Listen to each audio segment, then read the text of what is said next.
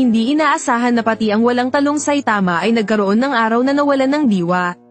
Dahil nakita niyang mismong si Genos ay tinuhog ng Garou. Ngunit wala siyang nagawa, niselayan niya lamang na mamatay ang sariling alagad. Sa Ribas yung One Punch Man. Nakamtan ni Garou ang kapangyarihan ng isang Diyos.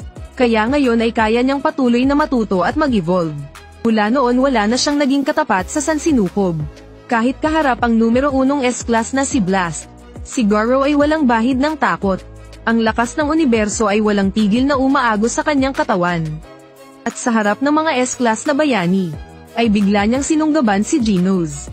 Naniniwala siyang sa pagwasak dito, ay tiyak na lalabas ang kalbong iyon. Katulad mong uri ay hindi kailanman makahahabol kay Guro. Sige nga subukan natin. Ingat po Guro. Biglang bumuhos ang ulan ng dugo mula sa langit. Na-worry by hudyat ng naganap na malagim. Sa sandaling iyon dumating si Saitama. Natano ang mga labi ni Genos. At siya ay tuluyang napatulala. Tinawag niya ang pangalan ng alagad. Sumulpot ang mga alaala ng kanilang masasayang sandali. Ngayon tunay na nagalit si Saitama. Subalit si Garou ay patuloy na nanguuyam sa kanya. Bakit ang naituro mong alagad ay ganito lang ang antas? Maging si Blast ay pinagalitan siya kung bakit hindi siya dumating ng mas maaga. Agad namang inihagis ni Garou ang core ni Genos kay Saitama. Sa paligid ay nakahandusay ang mga bangkay ng bayani, na dati walang talo. Ngunit sa harap ng kosmikong Garou sila ay naging mahina at walang laban. Sa pagtanaw sa core ng enerhiya, mariing pinisil ni Saitama ang kanyang kamao. Nangakong pagbabayaran ng malupit si Garou. Sa susunod na saglit ay pinakawalan niya ang seryosong suntok. Diretsyong inihampas kay Garou. At si Garou ay ginamit ang lakas ng Diyos upang kopyahin ang kanyang suntok. Halos masira nila ang mundo. Gumamit si Blast ng spatial transfer upang ikulong ang dalawa. Ngunit sa kanyang sariling lakas lamang. Hindi niya kayang ilipat ang kanilang kapangyarihang Samira sa ibang planeta. Habang hindi alam ni Blast ang gagawin, biglang lumitaw ang iba pang mga nabuhay na bayani sa likod niya. Apat silang nagsanib puwersa at bahagyang nailayo si Saitama. At nailipat ang pagkawasak ni na Saitama at Garou. At dahil dito lumipad sila palayo sa kalawakan. Hanggang sa tumama sila sa Neptune bago huminto. Nang muling tumayo si Garou. Napagmasdan niyang nakatindig si Saitama sa kabilang planeta. Ano ba itong ginagawa nito sa akin? Kung titignan mo pa ako muli sisubog ka. At paano kung titignan ko pa ng isang beses pa? Matutunaw ba ito kung tumingin pa ako ng isa pang tingin? Sa kanyang puso siya'y nangako. Nangangakong papabayarin si Garou. Panlupig. Serye ng seryoso. Seryosong pagbaliktad ng mesa. Hindi balak hamina si Saitama. Sa sandaling nagsimula ang labanan naging seryoso na siya. Agad inindak niya ang sobrang killer move na seryosong pagbaliktad ng mesa. Kitang-kita ang buong mundo na natanggal ng isang malaking bahagi. Ang kapangyarihan ni Saitama, talagang di mapaniwala ang lakas ni Saitama at nanginig ang mga halimaw sa gilid. Natakot si Cosmat Garou dahil sa seryosong pagbaliktad ng mesa ni Saitama. Kung tunay na gagamitin niya ang lahat ng kanyang lakas, hindi ba niya masisira ang mga galaksiya? Tahimik na bumaba si Saitama at hinarap si Garou at sinabi, "Dahil winasak mo si Genos, kaya dapat mong pasanin ang mga nararapat na kahihinatnan. Ngayon ako ay labis na nagagalit. Ang lakas ng iyong estudyante ay hindi ganoon kahusay."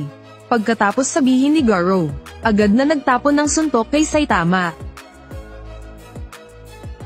Ang bilis ni Garou, naging isang agos ng liwanag siya.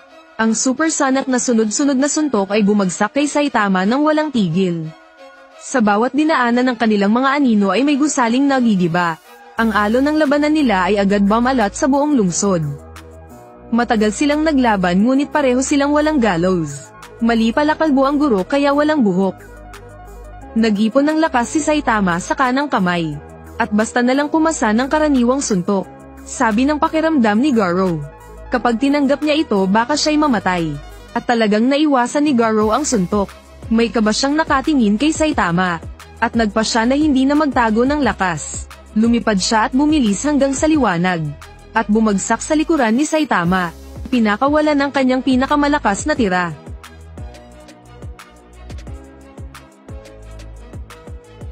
Hindi umiwas si Saitama, bagkus ay gumanti gamit ang ordinaryong suntok.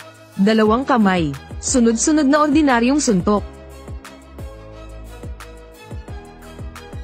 Ang kahulugan ng martial arts ay gamitin ang lakas ng kalaban.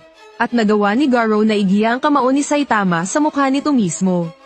Muling bumuka ng malaking lamat ang ibabaw ng mundo.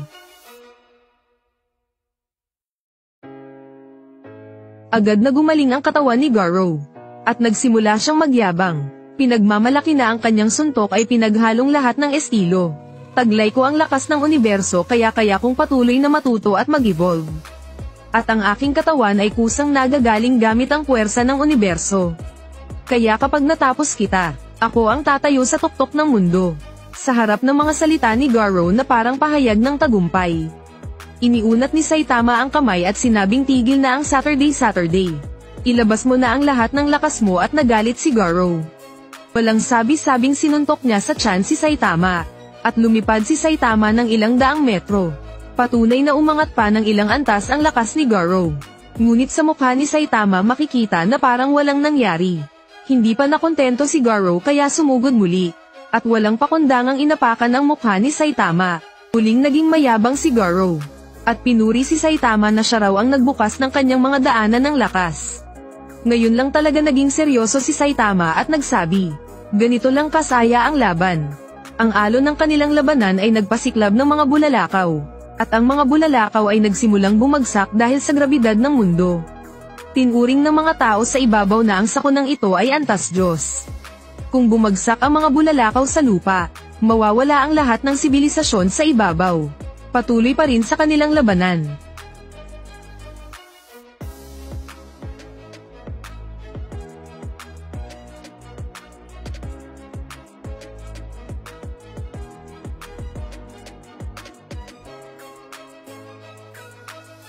Hindi nakatagal si Garou at pinabagsak siya ni Saitama. Ngunit sa galit niya ay sinunggaban niya ang kalbo ni Saitama. Ipinwersa siya ni Garou pabagsak sa lupa. At isang malakas na sipa ang ibinigay niya sa ulo ng guro. Agad na kumalat ang mga tipak ng bato. At ang lupang binuksan ni Saitama ay tuluyang nagiba. Hindi tumigil si Garou at muling umatake kay Saitama. Pinagsama niya ang puwersa ng universo.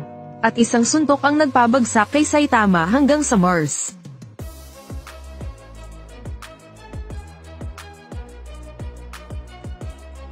Paglipat ng eksena, nagsimulang maghilom ng kusa ang sirang lupa.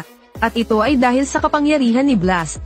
Makalipas ang ilang sandali ay muling bumalik sa dati ang ibabaw. Isang suntok ni Garou ang nagpadala kay Saitama sa Mars. At ito mismo ang gusto ni Saitama. Ilipat ang laban sa kalawakan. Upang masiguro ang kaligtasan ng buhay sa mundo. Patuloy namang humabol si Garou. At bumagsak din siya sa Mars.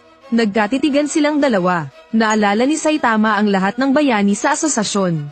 Na napatay sa kamay ng taong ito. At naramdaman niya ang galit sa puso.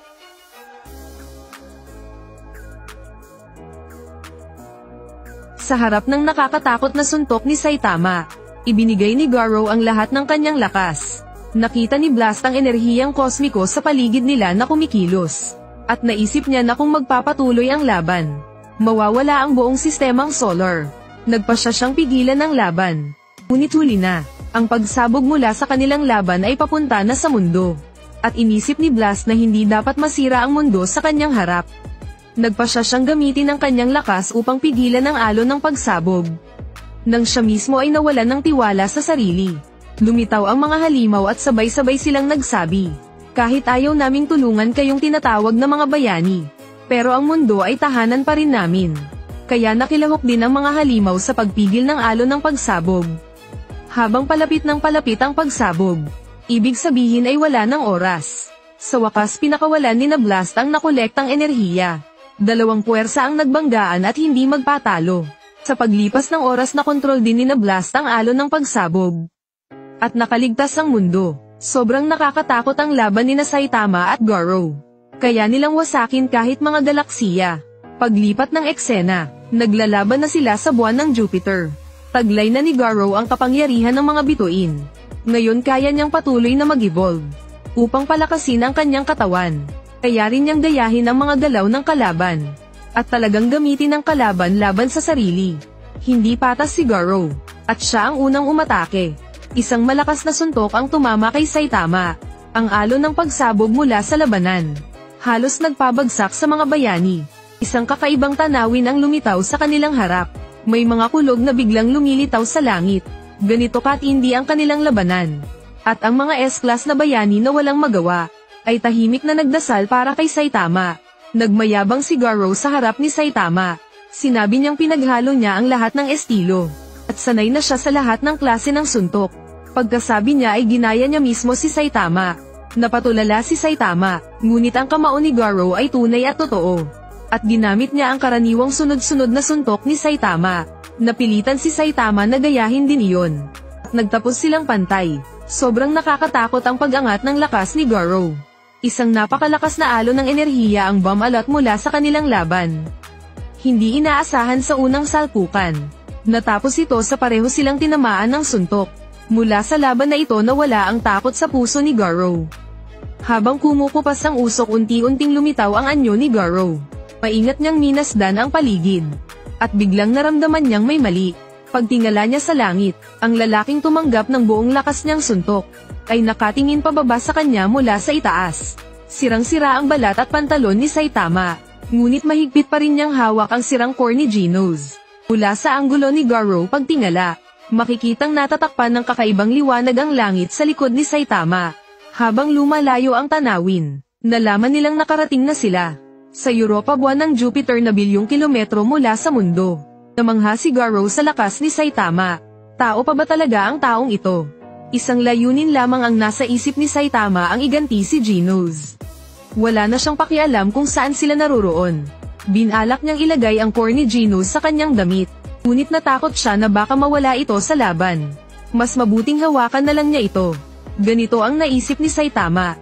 Binalaan siya ni Garou na baka hindi ito buwan. Kahit hindi malinaw ang nangyari. Mas mahalaga kung paano makakabalik. Ngunit nainis si Saitama sa ingay ni Garou. At diretsyong sinabi niya, ilabas mo ang lahat ng lakas mo. Isang kamay lang sapat na para talunin ka. Umangat ang buong ibabaw ng Europa. At biglang nagliparan ang mga tipak. Bago pa man makagalaw si Garou, nabasag na ang buong ibabaw.